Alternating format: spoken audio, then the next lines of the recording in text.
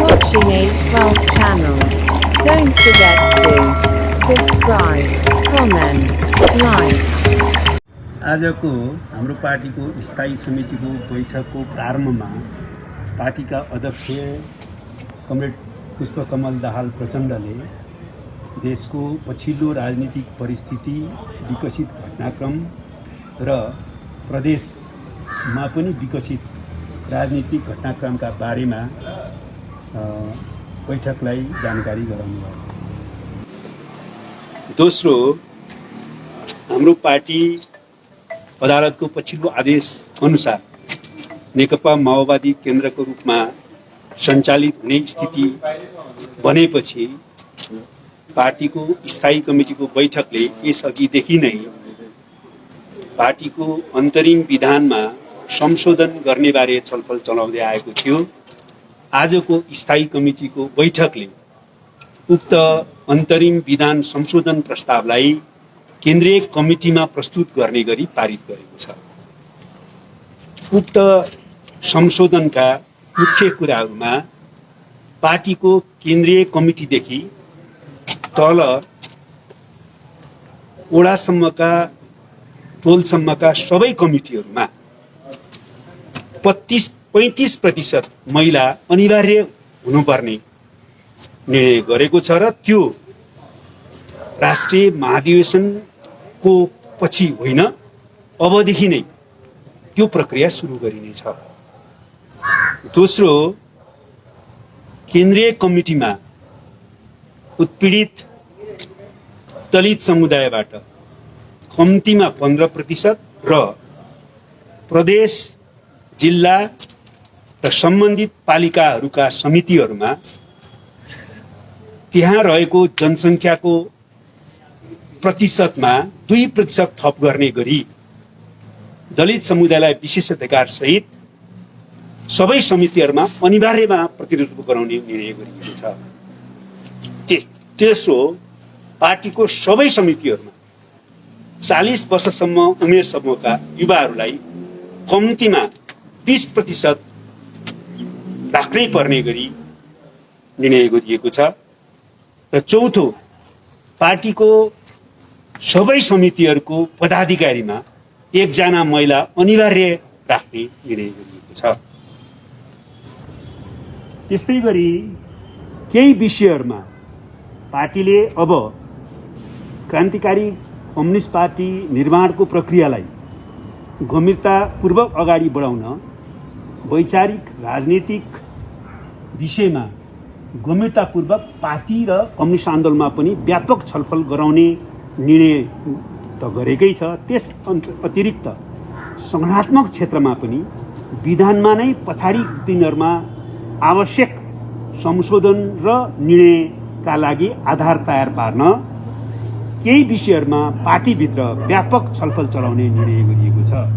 एक, पार्टीको समितिहरू वा नेतृत्व निर्माणको प्रक्रिया के हुन्छ, निर्वाचन, पार्टी कार्यकर्ताको मूल्याङ्कन लगायतका विषयहरूलाई कसरी जोड्ने वा कुन विधिद्वारा चाहिँ नेतृत्व चयन गर्ने, नेतृत्व निर्वाचित गर्ने, नेतृत्व निर्माण गर्ने भन्ने बारेमा गम्भीर छलफल पार्टीभित्र गर्ने निर्णय गरिएको छ र सबै पार्टी समितिलाई यसबारेमा सुझाव पठाउन पनि हामीले निर्णय गरेका छौँ। त्यसै गरी केही विषयहरूमा पार्टीले अब क्रान्तिकारी कम्युनिस्ट पार्टी निर्माणको प्रक्रियालाई गम्भीरतापूर्वक अगाडि बढाउन वैचारिक राजनीतिक विषयमा गम्भीरतापूर्वक पार्टी र कम्युनिस्ट आन्दोलनमा पनि व्यापक छलफल गराउने निर्णय त गरेकै छ। त्यस अतिरिक्त संगठनात्मक क्षेत्रमा पनि विधानमा नै पछाडि दिनहरूमा आवश्यक संशोधन र निर्णयका लागि आधार तयार पार्न केही विषयहरूमा पार्टीभित्र व्यापक छलफल चलाउने निर्णय गरिएको छ। एक, पार्टीको समितिहरू वा नेतृत्व निर्माणको प्रक्रिया के हुन्छ, निर्वाचन, पार्टी कार्यकर्ताको मूल्याङ्कन लगायतका विषयहरूलाई कसरी जोड्ने वा कुन विधिद्वारा चाहिँ नेतृत्व चयन गर्ने, नेतृत्व निर्वाचित गर्ने, नेतृत्व निर्माण गर्ने भन्ने बारेमा गम्भीर छलफल पार्टीभित्र गर्ने निर्णय गरिएको छ र सबै पार्टी समितिलाई यसबारेमा सुझाव पठाउन पनि हामीले निर्णय गरेका छौँ। त्यसै गरी हामीले कार्यकारी प्रमुख कुनै पनि समूहको कार्यकारी प्रमुखको पदमा उमेर हद राख्ने कि नराख्ने वा कार्य समितिको कार्यकारी प्रमुखको लागि कार्यकालको सीमा राख्ने कि नराख्ने भन्ने बारेमा पनि छलफल बहस रोध गर्ने निर्णय गरेका छौँ र सिङ्गो पार्टीका समिति र सदस्यहरूलाई त्यसको निम्ति सुझाव माग गर्ने पनि निर्णय गरेका छौँ। त्यसै गरी पार्टीको अहिलेको जिल्ला समितिहरूलाई जिल्ला समन्वय समितिको रूपमा नै अगाडि बढाउन उपयुक्त हुन्छ कि भन्ने बारेमा पनि छलफल र बहस अगाडि बढाउने निर्णय गरिएको छ। यसबारेमा नि सबै पार्टी समिति र सदस्यहरूलाई सुझाव पठाउन अनुरोध गर्ने निर्णय गरिएको छ।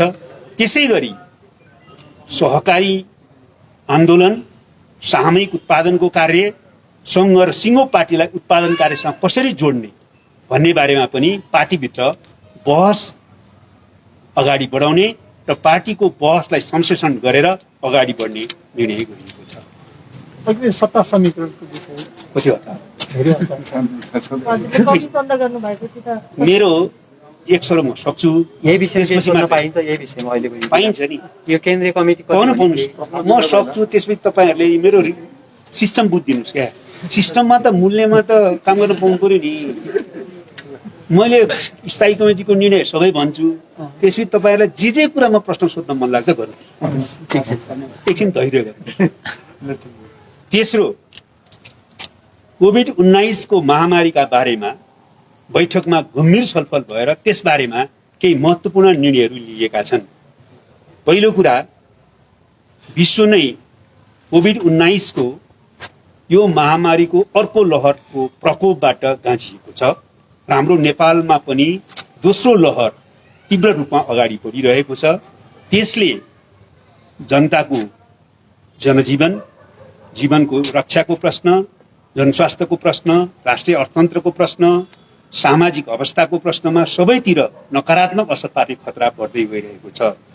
त्यसैले कोभिड-19 को बहुआयामिक प्रभावलाई पनि सम्बोधन गर्न र मुख्यतः यसको रोकथाम र नियन्त्रणका लागि सबै देशका सरकार, राजनीतिक पार्टी, नागरिक समाज, चिकित्सा कर्मी, जनस्वास्थ्यविद र सामाजिक सङ्गठन, स्वास्थ्य कर्मीहरू सबै एकताबद्ध भएर हातेमालो गर्दै अघि बढ्न अपिल गरेको छ र साथसाथै यसका निम्ति सर्वपक्षीय राजनीतिक संयन्त्र बनाउन पनि सरकारसँग माग गरेको छ।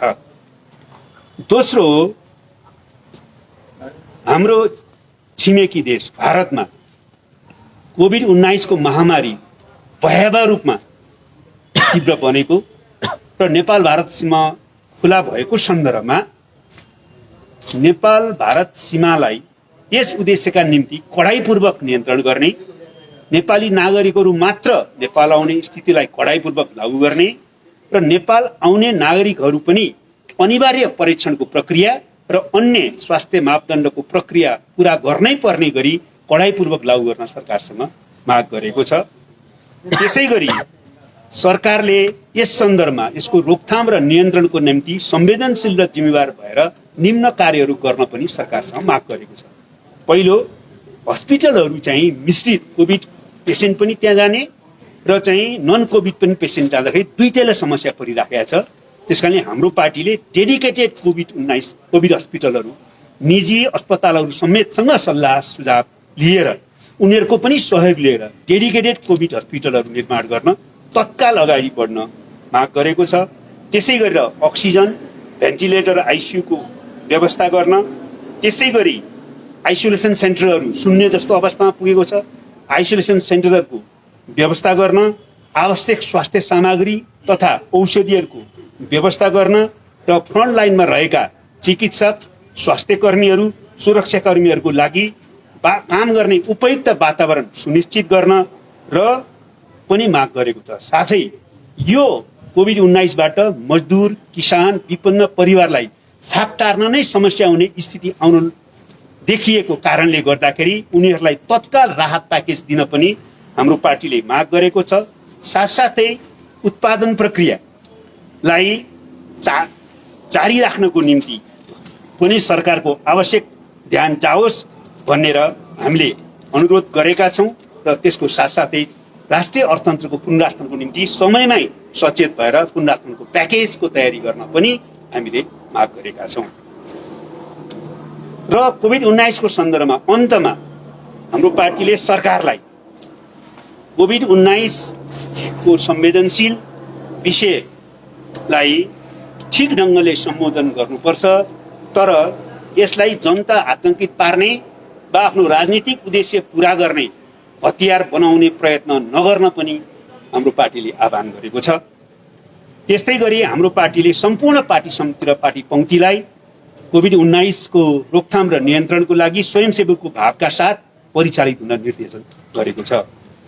अर्को कुरा, केही विशेष त उज्यालो नेटवर्कको पत्रकार साथीहरू र केही पत्रकारहरूलाई प्रेस काउन्सिलले गरेको निर्णय भन्दा बाहिर गएर अदालतको आदेशलाई ठाडो उल्लङ्घन गरेर आतंकित पार्ने, वारेन्ट जारी गर्ने, पक्राउ गर्ने जो काम गरेको छ, यो प्रेस जगत माथि नियन्त्रण गर्ने जो दमनकारी क्रियाकलाप छ, यसको पार्टीले निन्दा तथा भर्त्सना गरेको छ र गिरफ्तार पत्रकारलाई अविलम्ब रिहा गर्न पनि माग गरेको छ। त्यसै गरी अहिले हामीले राष्ट्रिय सभाको आसन्न उपनिर्वाचनको सन्दर्भमा आवश्यक तयारी गर्ने निर्णय पनि गरिएको छ र साथसाथै अन्तमा आज केही पत्रिकामा एमसीसी का परियोजनाका सन्दर्भमा हाम्रो पार्टीले नयाँ सरकार बनाउने सन्दर्भमा एउटा समझदारी सम्झौता गरिसकेको छ भन्ने जो आएको छ, त्यो सत्य नभएकोले भ्रममा नपर्न पनि अनुरोध गरेको छ। ल त यो चाहिँ जसरी यो सत्ता समीकरणको विषयमा केन्द्रदेखि प्रदेशसम्मका अवस्थाहरूमा चाहिँ के लामो छलफल भयो कि छलफल भएन? होइन, त्यो कुरा हाम्रो लागि पुरानो भइसक्यो। भोलि नै अविश्वासको प्रस्ताव दर्ता गर्ने छलफल भइराखेको छ, हामी तयार छौँ। हामीले त अनुरोध गरे अब नेपाली काङ्ग्रेस बल्ल बल्ल तयार भएर आएको छ। जसपालाई पनि हामीले गरिरहेका छौँ। जसपाले निर्णय गर्नु पर्यो, जसपाले निर्णय गर्न साथ त्यो प्रक्रिया अगाडि बढ्छ। हामी त्यो निर्णयको प्रतीक्षामा छौँ, तर हामी फेरि भन्छौँ यो निर्णय अब लम्बिनु हुँदैन, विलम्ब हुनु। यो सरकारको विरुद्ध अविश्वासको प्रस्ताव भनेर बाहिर नै के चर्चा त्यो विषयमा के छ? यही त मैले अहिले भनिसकेँ।